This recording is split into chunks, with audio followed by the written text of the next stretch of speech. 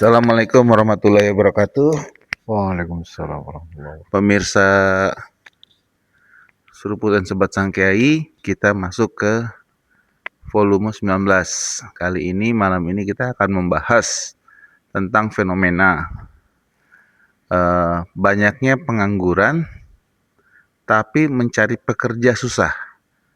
Nah, fenomena ini terjadi karena kalau dalam bahasa pemerintahan itu tidak adanya link and match antara pendidikan dan skill yang tersedia di masyarakat dengan kebutuhan industri.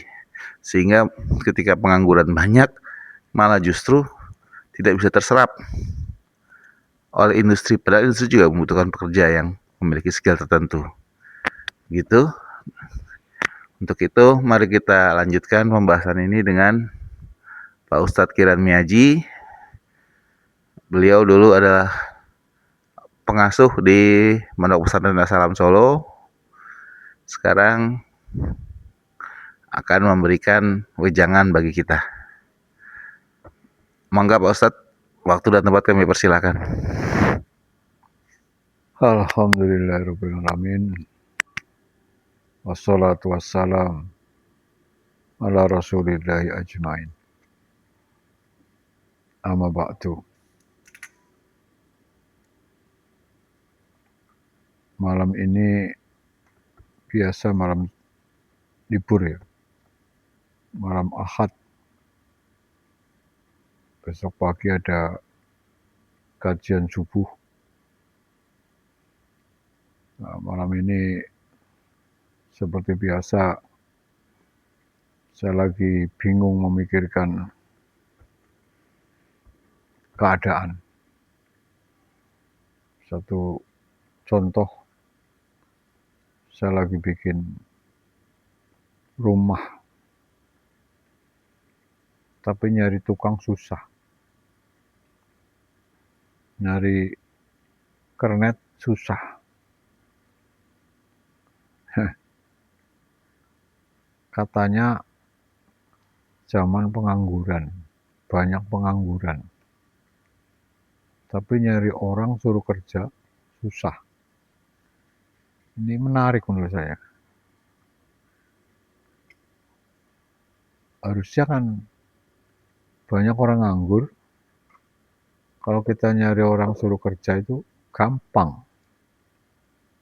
Tapi faktanya, katanya zaman pengangguran banyak, nyuruh orang suruh kerja susah.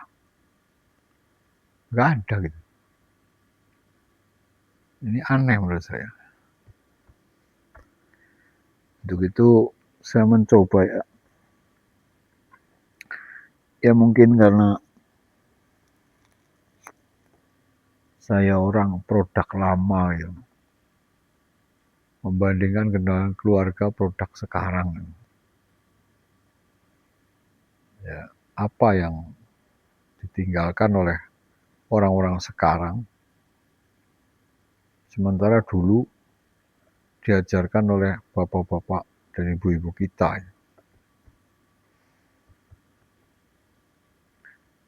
Pertama, saya mulai dari kehidupan sehari-hari keluarga di tempat saya. Kebanyakan orang di kampung saya. Karena orang desa itu,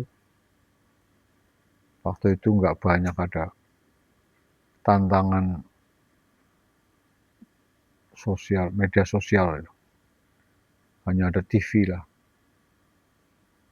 Sehingga orang cari hiburan aja susah. Bisa sebulan sekali ada hiburan. Nah. Kedua, alam memang luas. Jadi bergeraknya manusia itu bebas. Bisa ke pantai, bisa ke rawa, bisa ke sungai, bisa ke sawah, bisa ke gunung, bahkan sebagian ada yang bekerja di laut.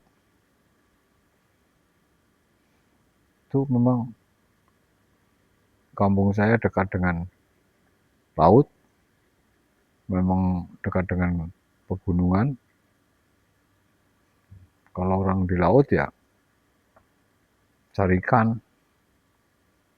Di pinggir-pinggir laut ada kolam-kolam, bisa jaring ikan.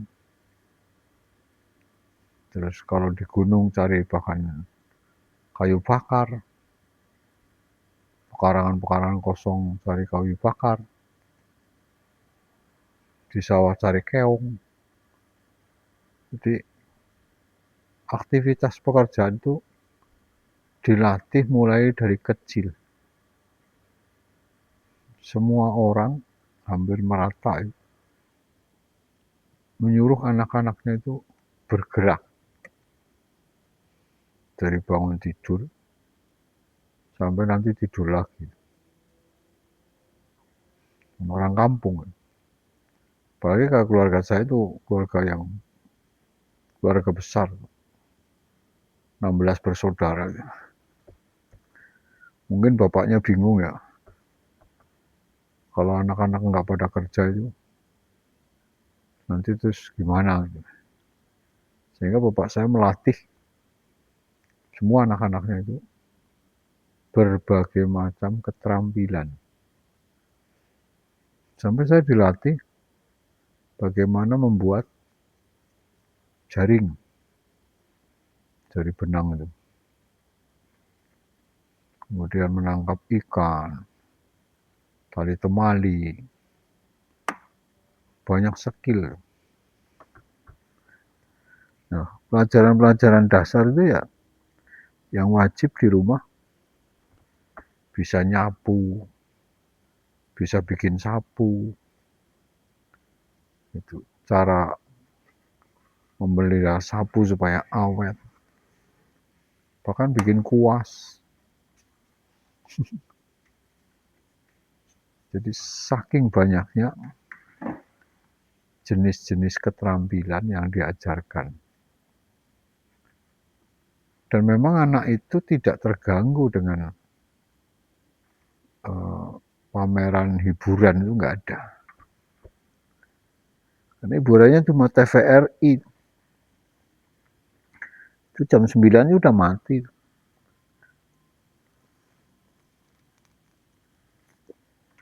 Orang mau begadang, itu kalau bulan purnama aja. Kalau udah jam 9 tuh persis kayak dalam Quran. Wa ja'alna al-laila libasa wa ja'alna an-nahara ma'asya. Dijadikan malamnya untuk tidur. Dijadikan siang untuk cari nafkah. Itu kan desain dari Tuhan begitu. Malam waktunya tidur. Siang waktunya kerja. Nah, setelah perkembangan sekarang ini di kota gitu, kan nggak ada bedanya antara malam sama siang. Malamnya ada yang bekerja, siang juga banyak yang tidur karena pekerjaannya malam. Aduh, itu perubahan tuh sangat berbeda jauh ya. Nah, yang perlu saya kritisi itu orang tua sekarang itu banyak yang membiarkan anak-anaknya itu tidak memiliki keterampilan yang dibutuhkan di masa nanti dewasa. Sampai anak perempuan di usia sudah SMA itu nggak bisa masak. Aneh. Dulu itu wajib. Mau bikin nasi goreng, nasi liwet, mau goreng tempe, nyambel. Semua bisa kalau perempuan. Laki-laki harus bisa motong kayu, belah kayu, nguliti kelapa, nyukil kelapa. Sekarang coba itu. Orang sekarang beli kelapa, suruh ngupas sama anaknya, pasti nggak bisa. Bisa luka itu. Berarti itu pelajaran dasar. Nyapu aja nggak bisa itu anak sekarang.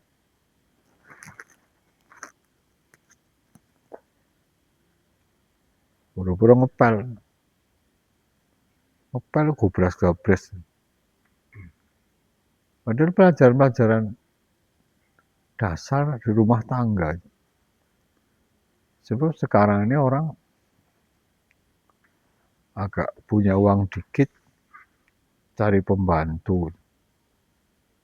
Sehingga anaknya nggak bisa masak, nggak bisa ngepel, nggak bisa nyuci, nggak bisa nyetrika. Itu. Nah, pada saat dia dewasa, ke bawah itu, nggak punya keterampilan itu. Nah, dia difokuskan sekolah. Sementara sekolahan ini, dia ngambil jurusan misalnya, bangunan. Pada akhirnya nanti bekerja tidak di bangunan juga, malah di tata boga ya. Karena ngambil jurusan apapun, tidak ada jaminan tuh orang itu langgeng di jurusan itu terus bekerja di ilmu yang dia geluti itu, sedikit sekali. Nah itu saya bingung itu, memikirkan itu. Tapi yang saya tangkap bahwa kenapa banyak orang nganggur ya.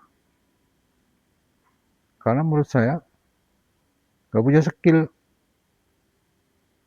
gitu loh. Satu contoh ya, pernah saya punya tetangga, istrinya itu ngerayu-ngerayu gitu.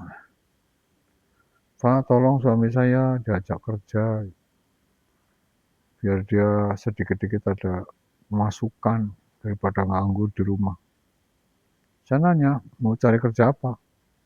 Dia bilang apa aja. Nah karena apa aja, orang itu saya ajak, saya antar ke rumah teman saya. Teman saya itu pemborong jalan, suka ngaspal jalan. Karena dia bilang apa aja, saya suruh bekerja ngaspal jalan. Baru setengah hari dia kerja, sorenya itu dia sudah di rumah. Terus marah-marah. Masa saya carikan kerja kayak gitu? Lah, aneh. Katanya mau cari kerja. Begitu saya carikan pekerjaan, kata yang saya titip itu, kerja sejam langsung pergi. Gak mau kerja di tempat kayak gitu. Ya, saya langsung bilang, silakan aja cari kerja sendiri. Karena saya punya prinsip, wa kulik malu fasayarallahu amalakum wa rasuluhu wal mu'minun.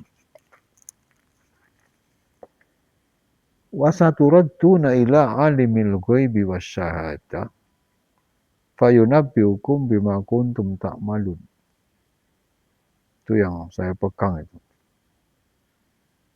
Wakul, dan perintahkan ya Muhammad kepada umatmu, ikmalu, bekerjalah kalian.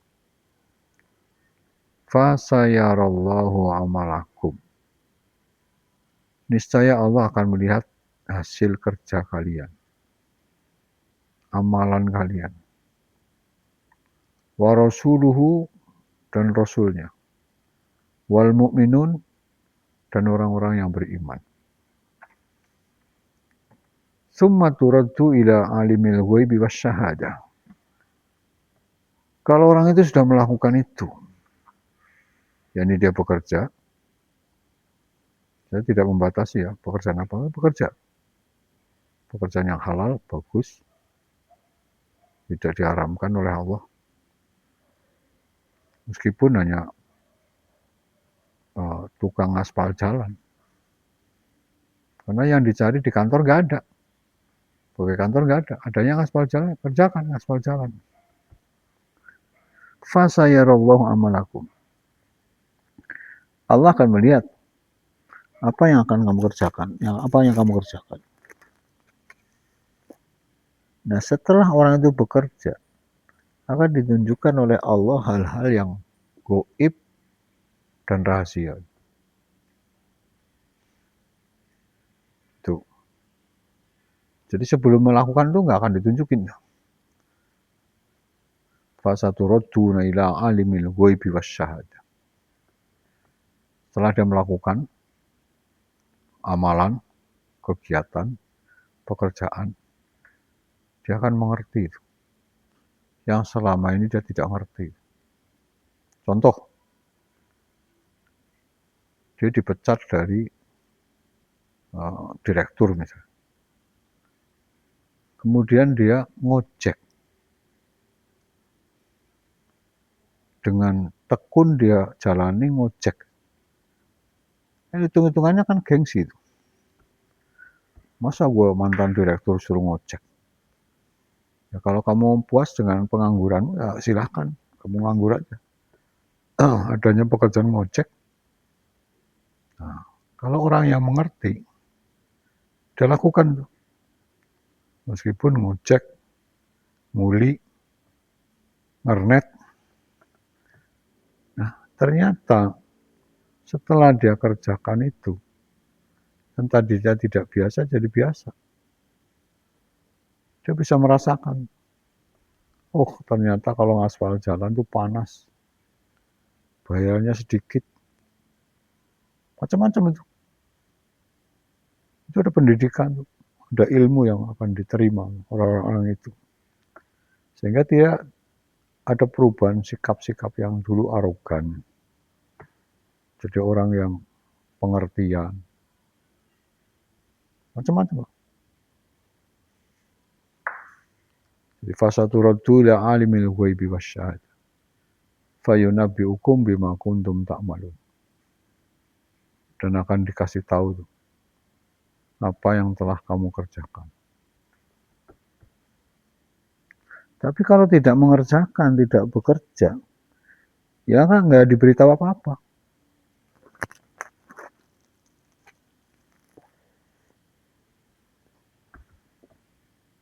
Jadi prinsipnya sebetulnya Islam memerintahkan semua umat Islam itu berkarya. Jangan nganggur. Gitu loh.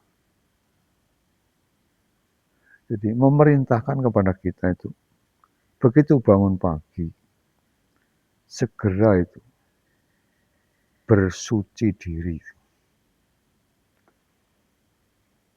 Apapun yang akan dilakukan itu dimulai dengan toharoh. Jadi wudu, cuci muka, baru sholat. Nah, termasuk sebetulnya kita mau kerja itu pagi-pagi kalau bisa ya mandi. Budayanya di Indonesia kan mandi. Karena orang kerja dalam keadaan bersih, semangat. Jangan kayak orang gak beragama. Bangun tidur, gak cuci muka, cari kopi, ngerokok, berangkat kerja. Itu gak fresh. Yang fresh ya sebelum melakukan pekerjaan apapun, bebersih diri. Dalam Islam namanya toharoh. Indah sekali itu. Bangun tidur mesti yang dicari adalah toilet. Tempat wudhu. Karena dia akan melakukan pekerjaan. Pekerjaan pertama yang dilakukan orang Islam menghadap yang nyuruh kerja. Siapa? Allah. Indah kan? Kayak orang mau kerja kan ngadep mandor dulu. Bos, saya kerja apa? Kan gitu istilahnya. Nah, sholat itu laporan pertama. Ya maaf, saya itu kan orang pramuka ya. Jadi kalau mau upacara itu, sebelum upacara dimulai kan ada lapor. Laporan pemimpin upacara kepada inspektur upacara. Lapor. Wah, itu kan. Upacara siap dimulai. Laporan selesai. Laporan saya terima, kerjakan. Ya. Dan sebelum lapor, siap. Pasukan. Siap. Gerak. Nah, siapnya itu wudhu. Habis itu laporan. Laporannya sholat. Nah, setelah sholat, baru melakukan aktivitas. Karena sudah suci. Sudah melakukan proses toharoh. Apalagi yang punya istri berhubungan sama suami berhubungan sama istri malah mandi sebelum sholat. Sholat itu salah satu pekerjaan juga itu. Tapi intinya sholat di subuh. Waktu subuh itu laporan pada Allah. Pertama, ucapan terima kasih. Terima kasih Allah, saya masih hidup. Engkau bangunkan, ada tugas apakah? Nah, saya siap melaksanakan. Nah, maka kalau dalam tata cara, laporan kamu saya terima, dan silakan kamu kerjakan ini, dan ini. Nah, setelah dia kerjakan berjam-jam, laporan lagi itu. Ya, dimulai dari habis bekerja, kemudian bersuci lagi. Kayak orang mau makan siang itu. Cuci tangan dulu, kan gitu. Mau makan siang kan cuci tangan dulu. Mau istirahat ya, karena habis bekerja, pasti bersih-bersih dulu. Baru minum atau makan. Dan di dalam Islam, setelah melakukan pekerjaan, dari habis subuh, kemudian ketemu zuhur, sama. Sholat zuhur sebelumnya, dia bersuci. Menghadap kepada Allah. Kan sama itu. Akhirnya laporan. Lapor. Pekerjaan sudah selesai separuh. Ya. Lanjutkan. Jadi sekarang ini banyak orang yang tidak membiasakan diri untuk bersuci. Bahkan kebanyakan tukang, kernet, kuli itu ada makan itu nggak cuci tangan. Sama dengan orang yang nggak wudhu, nggak sholat. Itu. Wa qul i'malu fasayarallahu amalakum. Dan itu tidak dibatasi. Kamu kerja di bidang kamu atau tidak. Bisa jadi memang bukan bidangnya. Jangan bilang nggak bisa. Coba dulu. Nah, setelah dicoba, belajar, nanti semua jenis pekerjaan kamu akan bisa. Nah, kalau kamu bisa segala-galanya, maka kamu tidak akan pernah kekurangan bidang pekerjaan. Contoh, cleaning service bisa semua. ngepel bisa, nyapu bisa, bersih-bersih kaca bisa, motong rumput bisa, ngecat bisa. Itu bidang kebersihan. Sampai bersih-bersih toilet juga nggak jijik, karena dilatih. Tapi kalau nggak mau latihan, nggak mau melakukan, ya bayangannya itu berat. Ada orang nawari nebang pohon, wah saya nggak bisa. Belajar, tanya kepada orang yang ahli. Karena perintahnya fas'alu ahli dzikri in kuntum la ta'lamun. Tanya orang yang berpengalaman di bidang itu supaya kamu tahu. Nah, setelah tanya kerjakan. Nggak bisa masak. Ada orang nawari suruh masak. Pelajari. Nah, untungnya kalau kamu sudah belajar sejak kecil. Bisa masak, bisa belah kayu, bisa nebang kayu. Kan hebat.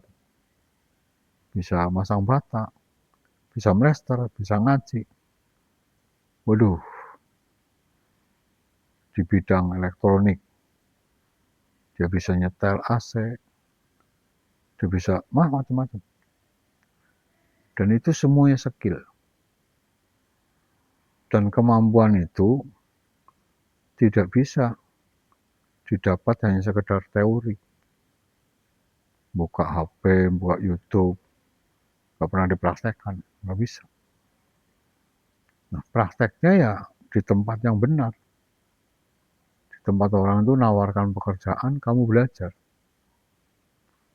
Nah, karena bekerja itu adalah perintah, dan yang akan membalas hasil kerja kita adalah Allah, Rasul, dan orang-orang yang beriman yang akan melihat pekerjaan kita.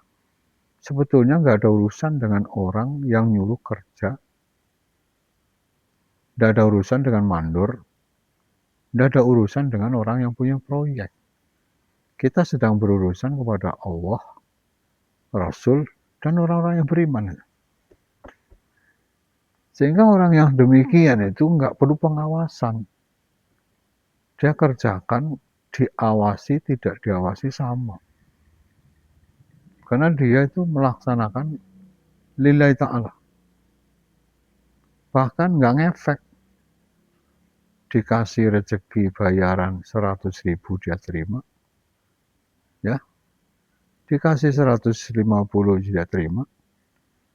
Bahkan udah dikasih hanya ucapan terima kasih. Dia terima. Nggak mungkin tuh orang nyuruh orang bekerja berkali-kali hanya mengucapkan terima kasih, nggak mungkin. Pasti orang itu akan menghargai. Kalau orang itu beriman. Kasihan orang itu kerja kepanasan. Belum minta aja udah dikasih air kok. Kasihan orang kerja itu kerjanya rajin. Nggak minta, udah diberikan nasi padang. Sebelum pulang, itu orang sudah bekerja dengan baik. Tak kasih uang deh. Dikasih uang. Tapi rata-rata orang sudah biasanya nganggur, disuruh kerja, belum tentu bisa, sudah tawar-menawar harga, menjengkelkan itu. Ya orang menyuruh, males. Kerjakan dulu, biar orang itu menghargai pekerjaan kita. Gitu loh. Dan jangan menolak pekerjaan kalau kamu lagi nganggur. Dicoba aja. Pasti kamu nggak akan betah nganggur nanti kalau sudah sekian banyak skill yang kamu miliki. Dan sekian banyak orang akan nawari kamu pekerjaan. Jadi yang mengentaskan pengangguran itu bukan pemerintah. Diri kita sendiri. Nah, karena kita itu sukanya ngalamun, menghayal, mendapatkan pekerjaan yang empuk, bayarannya tinggi, kalau bisa kerjanya itu asal-asalan. Siapa yang mau bayar orang kayak gitu? Enggak ada. Ketahuan kan jengkel. apalagi kerjanya itu curang. Orang dicurangi kan nggak suka. Ditanya, sudah belum? Sudah, padahal belum. Kan menjengkelkan. Jadi kalau kita punya prinsip bahwa Allah memerintahkan setiap kita umat Islam yang memang usia produktif bekerja, bekerjalah. Dengan catatan, jangan pilih-pilih pekerjaan. Boleh memilih, ya, kamu menolak bila yang kamu kerjakan itu adalah pekerjaan yang haram. Sementara pekerjaan itu halal, meskipun harus jual kopi keliling, pinggir jalan, cari tempat yang ramai, kadang diusir oleh Satpol PP, kerjain dulu. Ya, kerjain. Dan yang mencari lapangan kerja kita ngelihat, coba ini, coba itu, coba ini, coba yang lain, terus tekuni itu. Yang penting kamu nggak nganggur gitu. Sekarang banyak orang nganggur, tapi nggak merasa dari pengangguran. Kesibukannya itu buka HP itu, nanti berjam-jam. Dari orang berangkat kerja sampai orang pulang kerja, matanya masih ngeliat HP aja. Nggak tahu yang dia itu apanya. Padahal melihat HP, main HP itu tidak menghasilkan uang sama sekali. Apalagi yang dilihat, yang ditonton, nggak ada kaitannya dengan kehidupan kita. Dengerin musik, nonton bola, nonton apa, berjam-jam. Apalagi nonton sinetron. Kalau berlatih cara memperbaiki ini, terus berhenti main HP, praktekkan, bagus. Cara yang begitu. Terlena dengan hiburan. Itu. Apalagi ada istilah, ada game. Permainan. Yang dia itu ketagihan. Itu pengangguran abadi dan semakin bodoh. Dibohong itu sama orang-orang yang bikin HP itu. Jadi kalau kamu tinggalkan HP itu, sementara kamu nggak punya pekerjaan, jangan pegang HP. Cari pekerjaan, coba ini, coba itu. Fasayarallahu amalakum wa rasuluhu wal mu'minun. Pasti Allah akan melihat apa yang kamu kerjakan. Nah, yang kamu kerjakan melihat HP, ya hasilnya ya itu. Tapi kalau kamu mencoba sesuatu yang memang real, nyata dalam kehidupan, disuruh ngecat rumah, belum bisa, coba. Sekali, 2 kali, 3 kali, lama-lama terbiasa. Dan saking berulang-ulangnya, jadi mahir, profesional dalam ngecat. Begitu. Apalagi sekarang itu, mencari peluang kerja susah. Loh, kamu masih milih-milih jenis pekerjaan. Yang belum tentu juga di jenis pekerjaan itu kamu mahir. Hanya sekedar bisa. Ya tambah susah.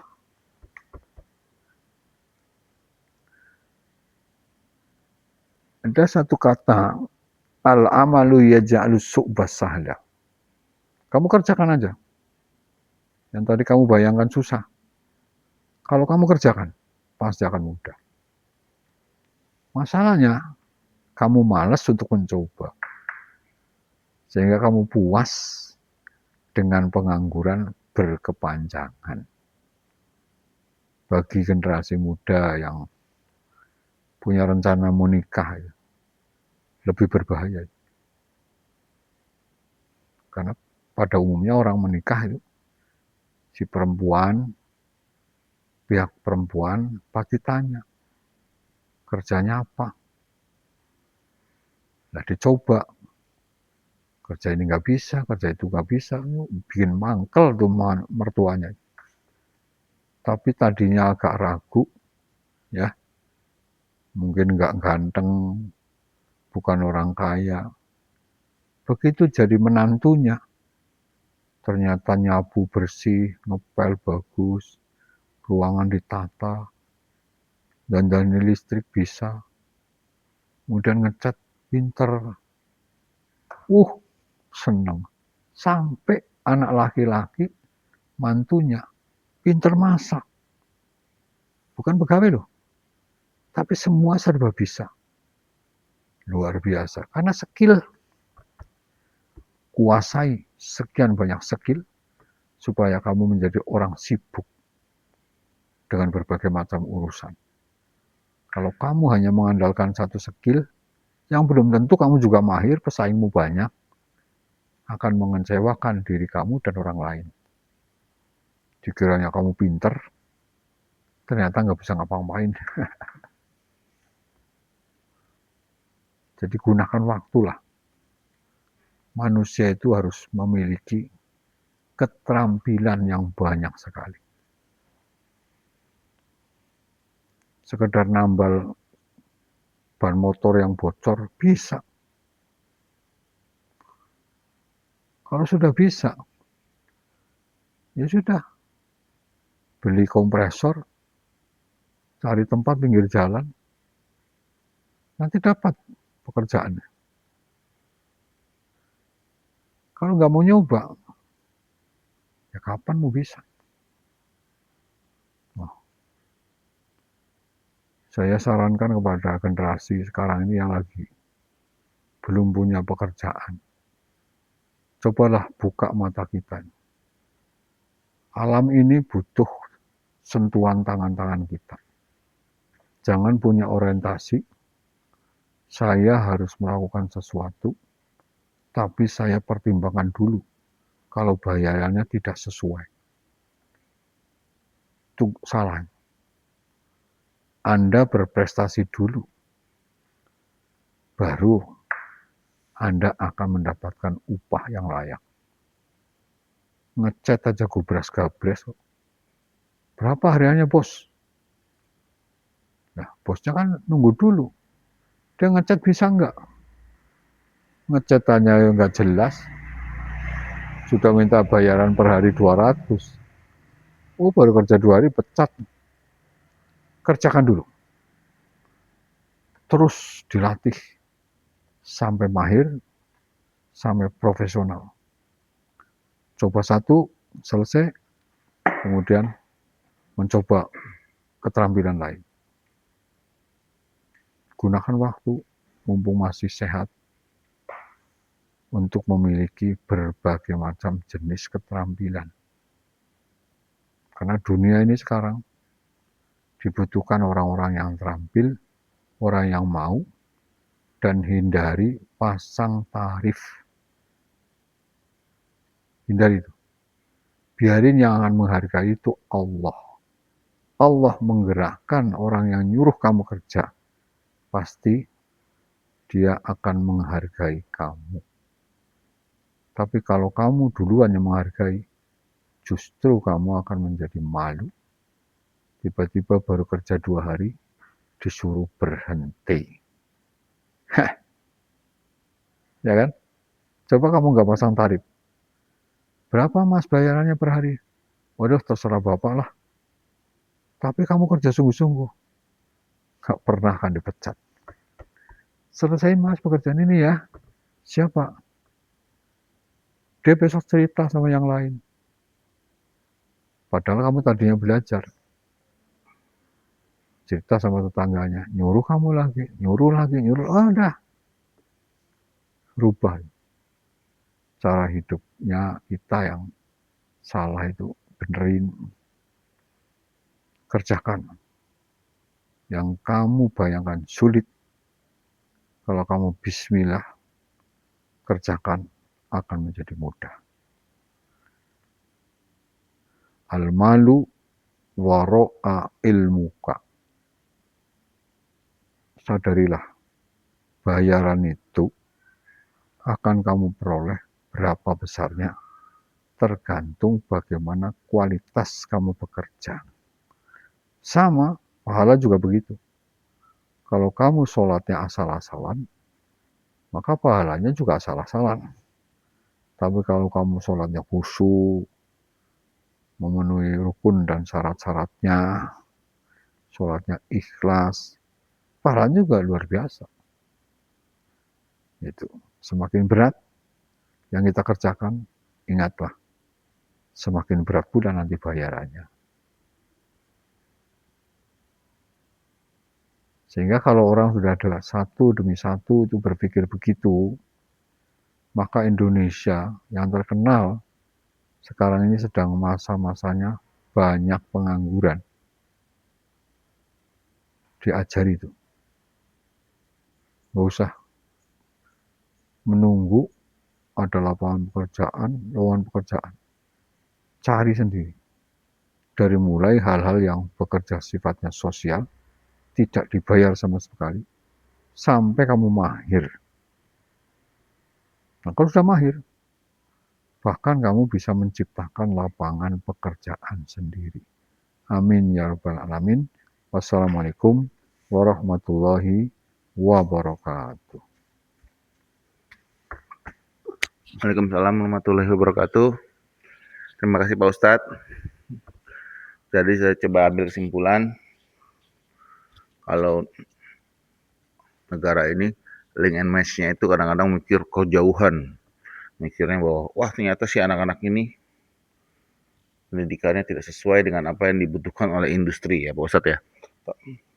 Ternyata fenomena ini bisa tepat atau bisa juga mungkin ada yang lebih jauh dari situ. Ternyata akarnya itu adalah di keluarga.